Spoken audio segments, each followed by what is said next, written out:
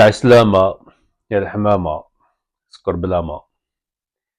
اليوم جينا نقصر شوية على لي زالجيريان.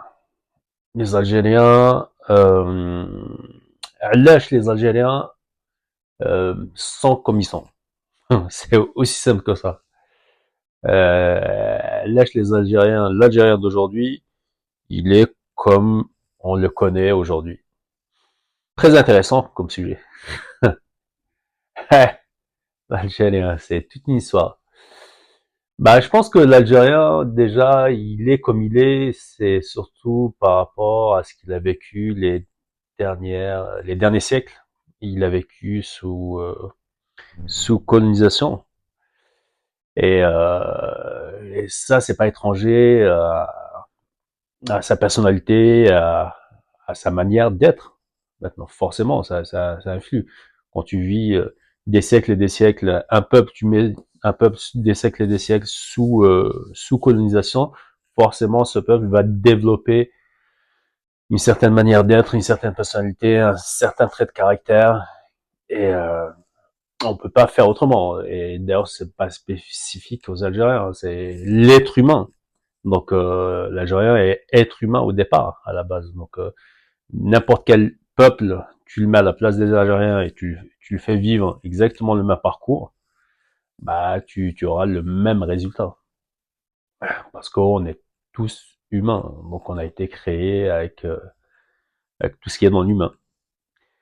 Et même si les deux dernières colonisations, donc ottomane et française, sont complètement différentes, hein, ça n'a rien à voir, les deux n'ont rien à voir, mais ça reste une colonisation, parce que à partir du moment où tu vis sur un territoire et c'est pas toi, ton peuple, tes racines, tes aïeux qui tiennent les, le pouvoir, en fait, de décider. Même si on donne des pouvoirs au niveau régional, au niveau voilà, de ta région, de ton secteur, mais tout en haut, tu trouves quelqu'un qui n'est pas de toi, ethniquement. Ça développe un état d'esprit différent que le contraire. Un viking, il a toujours vécu là et il a toujours eu des rois vikings. C'est le même sang, c'est le même ADN. Donc voilà, donc ça c'est très important, c'est un paramètre très important à prendre en ligne de compte.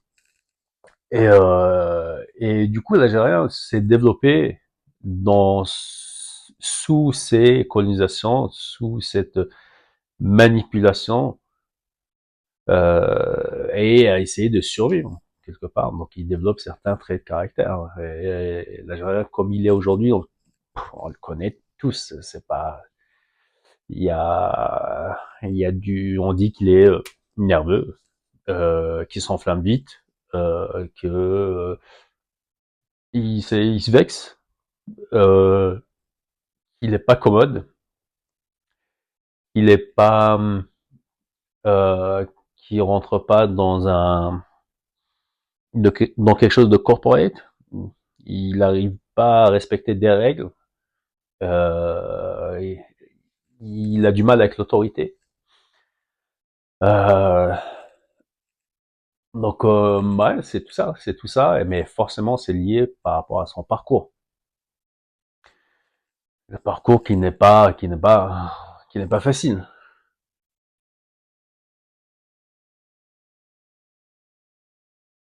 Après, je dédouane pas, hein, je dis pas que les autres peuples n'ont pas eu dans leur parcours à travers les siècles des choses difficiles à supporter, des génocides, des tueries. Ça, y a pas de problème. Mais là, on essaie juste de focaliser sur un sujet et ne pas partir plus large et expliquer juste un phénomène, quelque chose qu'on voit maintenant. Euh, on voit que l'Algérien est d'une certaine manière et essayer d'analyser et de dire d'où ça vient, pourquoi. Et après, à contrario, l'Algérien, justement, c'est son côté qu'il a réussi à garder en interne, c'est son côté généreux, hospitalier, te donner sa chemise, l'enlever, et te donner, rester dans le froid. Et ça, c'est voilà, ça a toujours été. Alors, il y a eu la vidéo, un peu de gaouzouze, un peu de limonade, donc qui a illustré ça, mais c'est pas que dans la Kabylie. Hein, c'est Kabylie, tu vas dans le désert, tu vas à l'est, à l'ouest. C'est c'est une mentalité que tu retrouves un peu partout. Et autant il est comme ça, autant de l'autre côté, il est imbuvable. Imbuvable, dans le sens comme s'il compensait, au fait. Il compensait cette extrême gentillesse par une extrême méchanceté. Comme quoi, la nature a horreur du vide, hein. Rien se crée, rien se perd, tout se transforme. Ça, c'est connu. Donc voilà, donc c'était juste une petite parenthèse pour dire ça, pour expliquer entre guillemets, c'est forcément c'est une partie de l'explication, ça reste exhaustif, et mais ça joue le parcours d'un peuple, fait développer, fait sortir certains traits de caractère et occulte d'autres et ainsi de suite.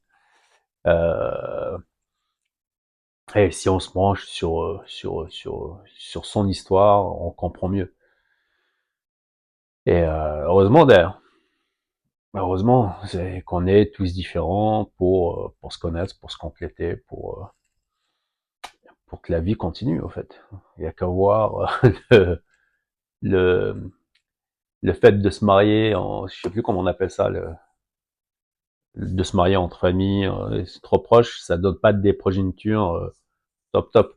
Donc le fait de s'éloigner et d'avoir quelque chose de complètement différent dans le bagage génétique, c'est beaucoup mieux. Et c'est pareil au niveau psychologique, au niveau de l'âme aussi, hein.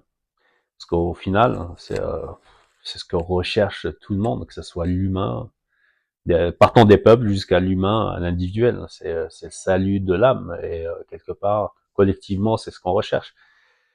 Donc une vérité qui nous échappe. Euh, voilà. C'était juste pour dire ça, pour aujourd'hui, hein. L'Algérien. Beau sujet. Après, on pourrait en discuter pendant des heures et des heures, hein. L'Algérien, il y a beaucoup de choses à dire. Je peux en parler parce que je suis moi algérien, je suis né en Algérie. À partir du moment où tu nais, tu grandis en Algérie, ton enfance, surtout l'enfance, très important. Parce que c'est là où tu absorbes un maximum et tes bases, ton socle est fait et tu comprends des choses qui se voient même pas. Donc, tu peux avoir quelqu'un qui vient en étant adulte vivre jusqu'à la fin de ses jours.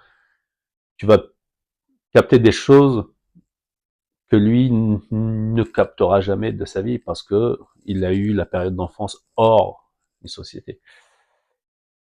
C'est comme ça. Why? Je ne sais pas. Mais je peux juste le constater.